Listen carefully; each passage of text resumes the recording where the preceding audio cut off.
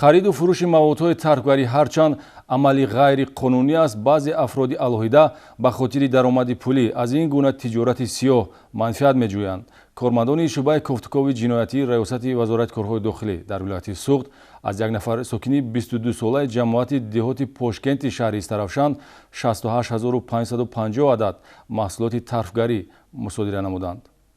معاملات محصولات ترفگری با اصطلاح پیراتехنика هرچند طبق قانونگذاری جمهوری تاجیکستان عمل غیر قانونی است، اما همه ساله با آمد ایدی سالی نو چنین قانونشکنی‌ها به قید گرفته می‌شود. در دایره چاره‌بینی‌های اپراتیوی جستجوی کارمندان شعبه کوفتکوی جنایتی ریاست وزارت کارهای داخلی در ولایت سوخت با همه گونه کردار ضد حقوقی شهروند رحیمов давлат мирҷамолович соли таваллудаш 1998 استقامت کننده جماعت دهات پشکنت شهر استرافشانро بازداشت نمودند که قصد پهن و فروش و با معاملات برآوردن 22050 عدد مواد ترفگری نمود ترینیا و 46500 عدد نمود بریتانیک را داشت. در مجموع از گمان برشده 68550 عدد محصولات ترفگری مصادره گردید. همین خلافشکا اومده قسطکوز خریده مقصد فروختن که تی استرافشان برده بودم. کارمندان میلیشیا قاپیدم.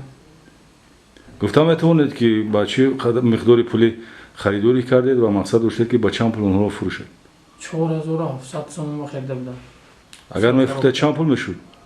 6500 400 کمایش تو فروختن معلوم نیست.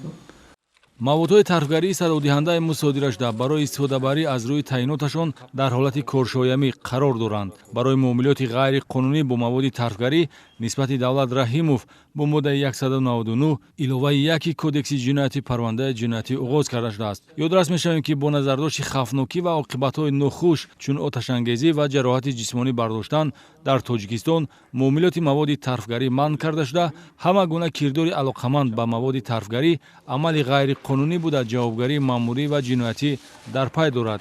مقامات کارهای داخلی از شهروندان طلب و خواهش می‌نماید که به خاطر به دست آوردن منفعت پولی معیارهای منع کننده قانون را صرف نظر نکنند.